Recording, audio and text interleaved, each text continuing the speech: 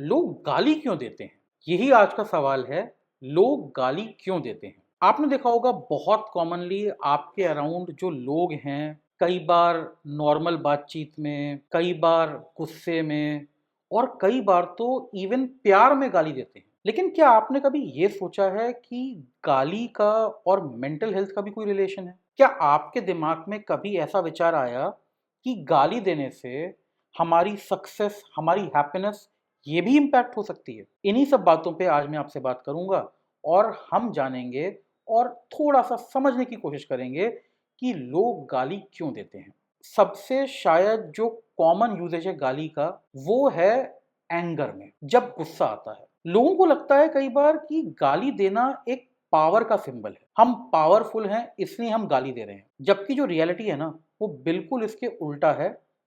हम गाली तब देते हैं जब हम बिल्कुल पावरलेस फील करते हैं, जब हमें लगता है हम कुछ भी नहीं कर सकते, जब हमें लगता है चीजें हमारे कंट्रोल में बिल्कुल भी नहीं है और हमें अपना फ्रस्ट्रेशन निकालना होता है। हमें किसी तरह से जो हमारा इमोशनल टर्मोइल है, हमें उसे कम करना होता है, तब हम गाली देते हैं। तो सबसे पहला मिथ, गाली is a symbol of power और कंट्रोल।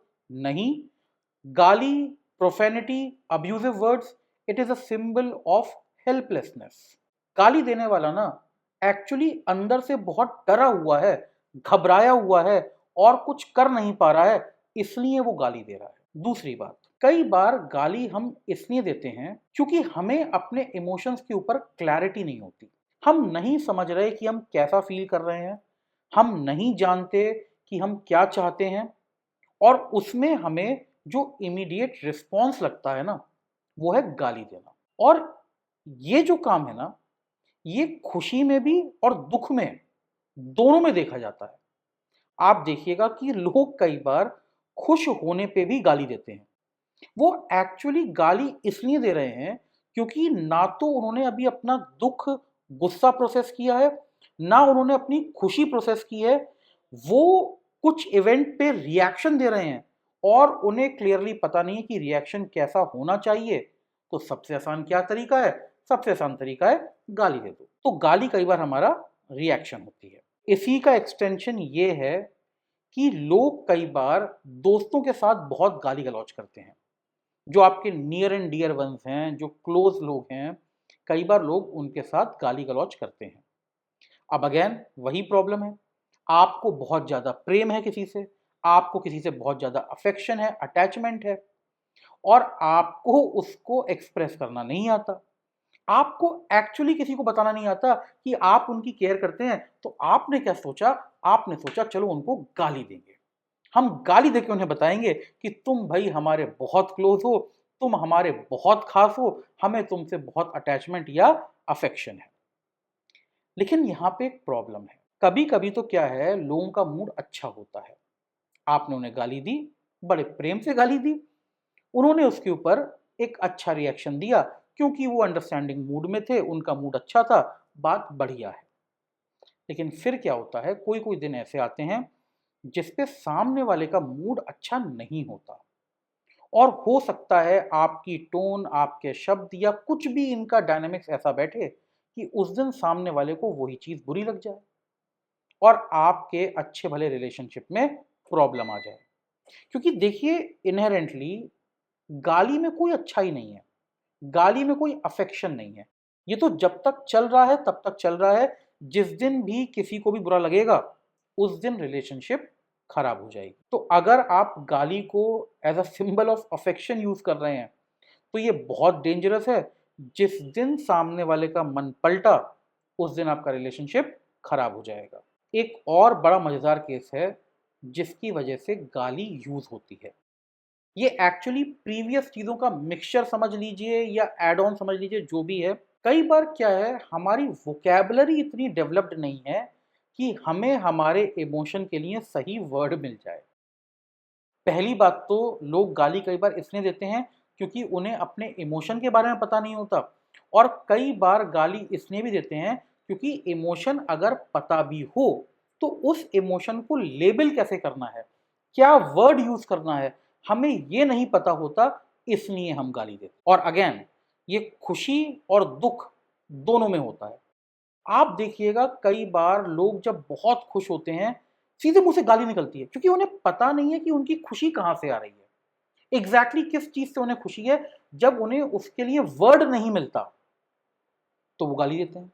इसी तरह से मान लीजिए आप किसी से इरिटेटेड हैं। अब वो लेज़ी है, केयरलेस है, क्या है हमें नहीं पता, लेकिन कुछ ना कुछ चीज़ से आप इरिटेटेड हैं, तो या तो आप उसे आइडेंटिफ़ाई नहीं कर पा रहे, और आइडेंटिफ़ाई कर भी पा रहे हैं, तो आप उसके लिए सही वर्ड, सही फ्रेज़ नहीं जानते, या इमीडिएटली आपके दिमाग में नहीं आता, तो आपने कैसे काम चलाया? आपने गाली दे के काम चलाया। अगर आपकी वोकैब्युलरी सही है, आपके पास हमेशा इतने वर्ड्स होंगे कि आपको गाली देने की कभी ज़रूरत पड़ेगी नहीं। तो अगर आप गाली देने से बचना चाहते हैं ना, तो वोकैब्युलरी पे काम कीजिए। अब एक केस और हो सकता है, जो शायद सबसे खतरनाक है। कुछ लोगों को ये रियलाइज़ेशन ही नहीं होता कि वो गाली दे रहे हैं। देखिए, इसमें कल्चरल एस्पेक्ट्स भी हैं, आपके पीयर ग्रुप का भी इन्वॉल्वमेंट है, लेकिन कई बार क्या होता है, हमारा एनवायरनमेंट कुछ ऐसा होता है, जहाँ पे प्रोफेनिटी, अब्यूज़िव वर्ड्स, गाली-गलौच कुछ ज़्यादा प्रेवलेंट होता है। हमारे सबकॉन्शियस में से ये रियलाइज़ेशन ही गायब हो जाता है कि हम गाली दे रहे हैं। जिस तरह से हम और वर्ड्स यूज़ करते हैं, उसी तरह से ये जो प्रोफेनिटी है, अब्यूज़िव वर्ड्स हैं, ये भी यूज़ हो जाते हैं, क्योंकि हम इतना डिसेंसिटाइज़ हो चुके हैं इन वर्ड्स को लेके, हम भूल जाते हैं कि ये वर्ड्स एक्चुअली गाली हैं। लेकिन जैसे ही आप किसी ऐसे एनवायरनमेंट में जाएँगे, जहाँ पे कल्चर ऐसा नहीं है, या नॉर्म ऐसा नहीं है, या जहाँ प्रैक्टिस ऐसी नहीं है, वहाँ पे सडनली आप बहुत आउट ऑफ प्लेस फ़ील करेंगे। तो आप जो भी भाषा इस्तेमाल कर रहे हैं, हमेशा उस पे ध्यान रखिए, और अगर आप प्रोफेनिटी यूज़ कर रहे हैं, तो कम से कम उसका रियलाइज़ेशन तो रखिए। मामला इतना ना बिगड़ जाए कि आपको पता ही ना चले और आपके मुँह से गाली निकल जाए। क्योंकि बिलीव मी, अगर ये कंट्रोल खत्म हो गया, अगर ये सेंसिटिविटी खत्म हो गई, अगर ये चेक खत्म हो गया, तो कभी ना कभी आपके मुँह से कोई ना कोई गलत वर्ड ऐसी जगह निकलेगा, जहाँ पे आपको उसका बहुत बड़ा नुकसान होगा। लैंग्वेज जो है ना, वो हमारी ओवरऑल पर्सनैलिटी को इम्पैक्ट करती है। हमारे वर्ड्स हमारे थॉट्स को इम्पैक्ट करते हैं, और हमारे थॉट्स जो हैं, वो हमारी डेस्टिनी को इम्पैक्ट करते हैं। अगर आप कंटिन्यूअसली खराब शब्द यूज़ कर रहे हैं, अपशब्द यूज़ कर रहे हैं, अगर आप लेस देन ऑनरेबल तरह से किसी को एड्रेस कर रहे हैं, तो धीरे-धीरे ये सब आपके बिहेवियर में रिफ्लेक्ट होना शुरू होगा, आपके चॉइसेस में रिफ्लेक्ट होना शुरू होगा, और आपकी डेस्टिनी क्या बनती है, इस पे भी असर पड़ेगा।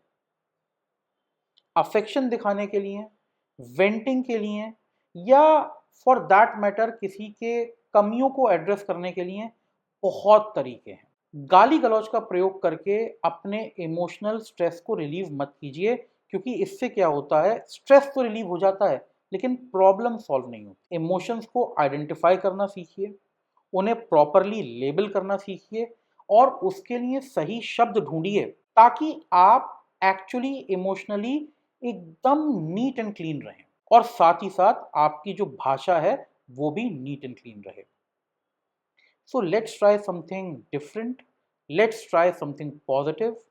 कोशिश करते हैं कि हम अपनी लैंग्वेज में से गालियां हटा दें।